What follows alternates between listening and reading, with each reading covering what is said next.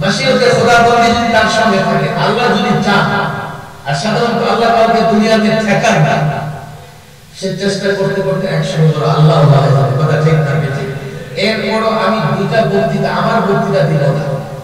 Doctor Salimullah খান লোকটা বামপন্থী, কিন্তু মাঝে মাঝে কিছু ভালো কথা বলে। কথা ঠিক না ঠিক?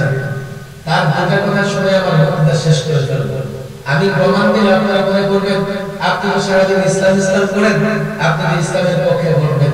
তার একটা কথা ছিল এমন যে দেখেন, ভালো করে শুনবেন, অক্সফোর্ড, কেমব্রিজ, পশ্চিমা ইউনিভার্সিটিগুলোতে পড়াশোনা করাকে আমাদের যুবকরা মনে করে জান্নাত পেয়ে গেছে, ক্যারিয়ার গঠন করে দাদে ভাই কোথাও টাকায়। সলিমুল্লাহ খান রেফারেন্স দিয়ে বলতেছে 600 বছর আগে এই যে পশ্চিমারা ইউনিভার্সিটি বানিয়েছে, এগুলো কলেজ বানিয়েছে, সব মাদ্রাসা শিক্ষাকে নকল করে বানিয়েছে। আমরা মাদ্রাসায় আরবি মাধ্যম পড়াশোনা করাই, আমাদের ছেলেটা আরবি পড়ে সেটাকে বাংলা অনুবাদ করে, স্কুল কলেজে ইংরেজি মাধ্যম পড়াশোনা শেখায়। তো যারা দুই চারটা ইংরেজি পারে ওরা মনে করে বিজ্ঞান পড়ে, বাস আলেম আমাদের মনে করে যে ওরা জ্ঞান বিজ্ঞান কিচ্ছু জানে না। সলিমুল্লাহ খান বলে 300 বছর আগে সমস্ত জ্ঞান বিজ্ঞানের বই পুস্তক আরবি ভাষায়, ওই ব্রিটিশরা এগুলো ইংরেজি অনুবাদ করে আমাদের দেশে দিয়েছে। আরে একটা ইউনিভার্সিটি প্রফেসর বলতেছে, আমার কথা তো হয়তো বিশ্বাস করে না, ইউনিভার্সিটি কলেজে দিয়েছে, তো এখন অনুবাদ করে করে আমাদের ছেলেরা শিক্ষিত হচ্ছে। মাদ্রাসায় যা পড়তেছে অরিজিনাল পড়তেছে, অরিজিনাল পড়তেছে। যদি বলা হয় অ্যারিস্টটল, আমার শিক্ষিত যুগের লাগবে মহান দার্শনিক আমরা চিনি, কিন্তু যদি কি বলা হয় আরিস্টটলিস, বুঝবেন না। আরবিতে যখন অ্যারিস্টটল মুখ বাঁকায় সোজা করে বলে, ওরা বিজ্ঞান হয়ে যায়। আমি যদি তার আসল নামটা বলি, আমি বিজ্ঞান হয়ে যাই। মাদ্রাসার শিক্ষা মৌলিক শিক্ষা, এই পৃথিবীর উন্নতি অগ্রগতি, কৃষি থেকে শুরু করে বাণিজ্য, কৃষি থেকে শুরু করে শিল্প বিপ্লব পর্যন্ত আমি চ্যালেঞ্জ করে বলতে পারি প্রত্যেকটা ক্ষেত্রে উন্নতির অগ্রগতির গোড়ায় হচ্ছে ঐশী শিক্ষা, নবীদের শিক্ষা, ধর্ম শিক্ষা। ধর্ম শিক্ষা, নবীদের শিক্ষা ছাড়া পৃথিবীর কোন জায়গায় উন্নতি করতে পারে না। আমরা মৌলিক ধর্ম শিক্ষা দেই, জানারা তো আরেকটা দ্বারা। মাঝে মাঝে আমাদের জেনারেশন দর্শন জিজ্ঞেস করে, আপনার মাদ্রাসা থেকে সেলাই মেশিন শিখান? আমার তো টেলারের দোকান নেই, সেলাই মেশিন শেখাতে হবে, একটু কম্পিউটার করে শিখাইলে ছেলেরা করবে। আমি কিন্তু করবো কিভাবে? আমি আমার ছেলে ছেলে পাই না, কত জায়গা ভ্যাকেন্সি খালি পড়ে আছে, চাকরি বলেন। আমি জাতীয় রেডিওর কথা বলেছি, আমাদের এখানে ছেলেরা 15টা শব্দ শিখলে রাজার মতো জীবন যাপন, আজানের 15টা শব্দ শিখলে আর একটু আওয়াজ করে যদি এই 15টা শব্দ মুখ দ্বারা বের করতে পারে, তো মসজিদে একজন রাজা হারাতে থাকে। কথা ঠিক থাকে। আর যারা আলেম হয় ওরা তো বাদশা হয়ে যায়, তাই নাকি? তারপরে একটু সেলাই মেশিন শেখার দরকার না। আর সেলাই মেশিন শেখানোর জন্য মাদ্রাসা না, কোন টেলার্সের দোকানে গিয়া 2 মাস মেহনত করলে সেলাই শিখে যাবে। কম্পিউটার আজকে 2 বছরের বাচ্চার সাথে অ্যান্ড্রয়েড ফোন রাখা দিলে সে ভেতরে গিয়া ইউটিউব বের করে কার্টুন দেখতে থাকে। কথা ঠিক। এগুলো তো বড় কোনো বিষয় না। কোরআন হাদিসের ইলম অর্জন করতে হলে 12 বছর এই মাদ্রাসাগুলোতে পড়ে, এরপরে আবার 12 বছর 15 বছর শিক্ষকতা করে গবেষণা করে সামান্য কোরআন হাদিসের জ্ঞান অর্জন করতে পারে।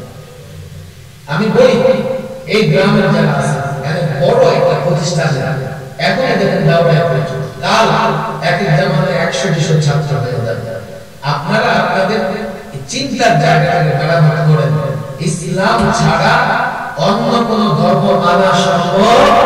বলেন মানা সম্ভব?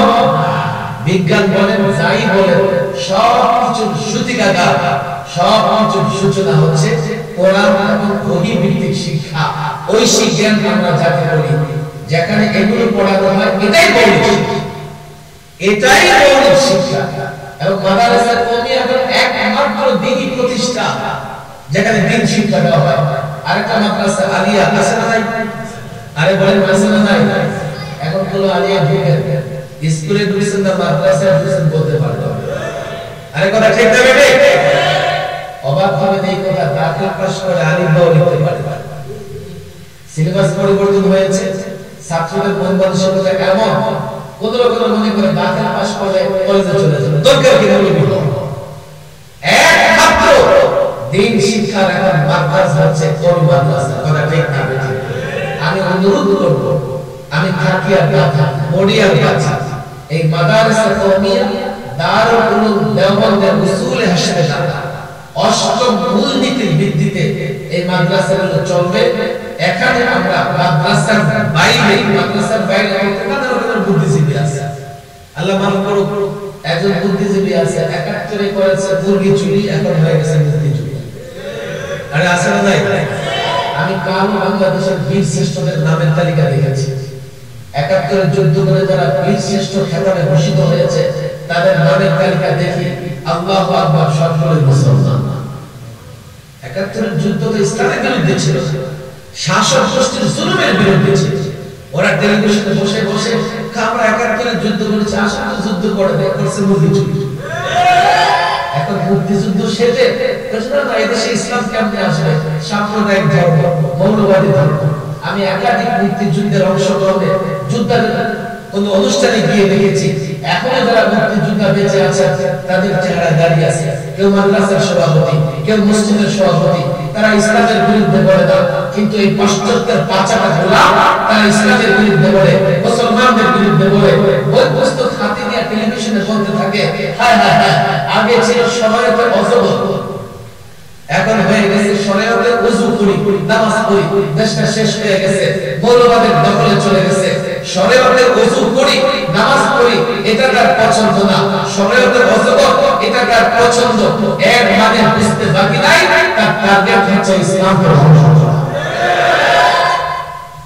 কিছু কথা তো বলাই লাগে শিক্ষকদের একটা মর্যাদা আছে এখন এক শিক্ষকদের ট্রেনিং শুরু হয়েছে ছাত্রের সামনে গিয়ে ব্যাংকের মতো নাচ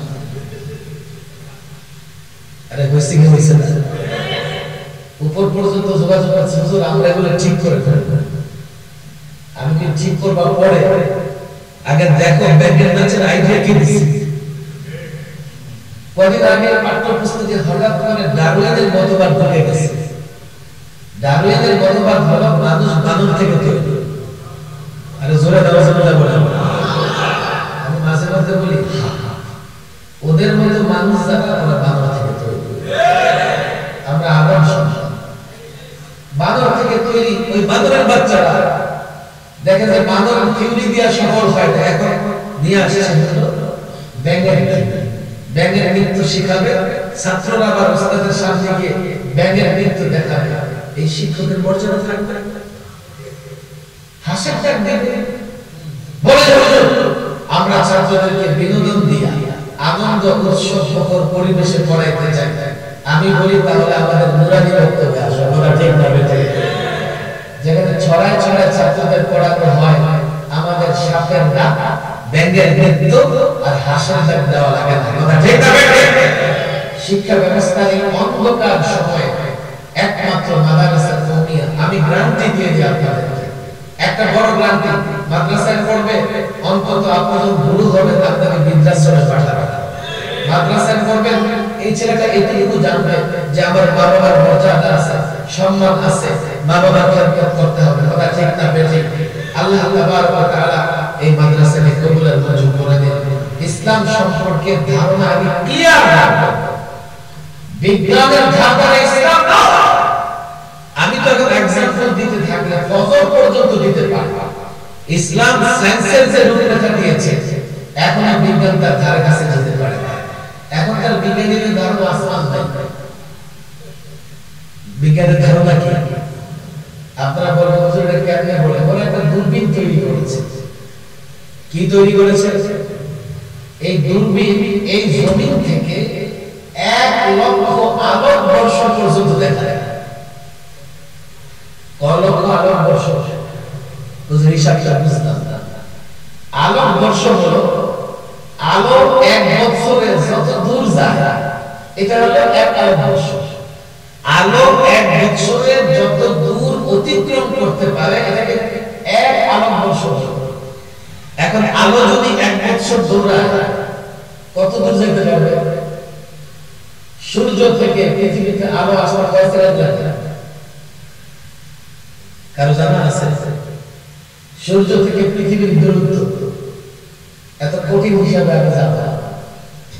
কখনো যদি কেউ পাহাড়ি এলাকা থেকে বিদ্যুতের লাইন যাওয়া আসা দেখে থাকেন, আমি মানুষের দেখছি, মানুষের একটা পাহাড় আছে, ওখান থেকে যদি বিদ্যুতের সুইচটা যেত আলো দৌড়ে যেতে থাকে চোখের পলকে, ওইখান থেকে আলো তবে বোঝা যায় যে আলোটা দৌড়াচ্ছে, মানে এই লাইট এই লাইট এই লাইট পর্যায়ক্রমে যখন লাইটগুলো জ্বলতেছে বোঝা যায় হয়তো এক মুহূর্তের মধ্যে কয়েক কিলোমিটার চলে গেছে। এখন এই আলো যদি এক বছর দৌড়ায় কত দূর যাবে? সেটা যদি 1,00,000 আলোকবর্ষ হয় তাহলে দূরত্বের কথা বলে আমরা এখন দূরবীন আবিষ্কার করব তো আকাশ খুঁজে পাই নাই, আর ইসলাম বলে আসমান আছে, শুধু আসমান আছে এ কথা বলে নাই, আসমানের দরজা আছে, শুধু দরজা আছে ইসলাম এ কথা বলে নাই, দরজা দিয়ে নবীরা উপরে উঠেছেন। আমাদের প্রিয় নবী মুহাম্মদ আরবি রাতের একটা অংশে বাইতুল মুকাদ্দাস গিয়েছেন, বাইতুল্লাহ থেকে, বাইতুল মুকাদ্দাস থেকে প্রথম দ্বিতীয় তৃতীয় চতুর্থ পঞ্চম ষষ্ঠ সপ্তম সিদরাতুল মুনতাহা পর্যন্ত ভ্রমণ করেছেন। কিয়ামত পর্যন্ত তোমার বিজ্ঞানকে চ্যালেঞ্জ, যাও কি আবিষ্কার করেছো? লাইট ফ্যান আবিষ্কার করেছো, এও খুঁজে দেখো এগুলোর প্রত্যেকটার পেছনে কোনো না কোনো মুসলিম বিজ্ঞানের অবদান আছে। কথা ঠিক না?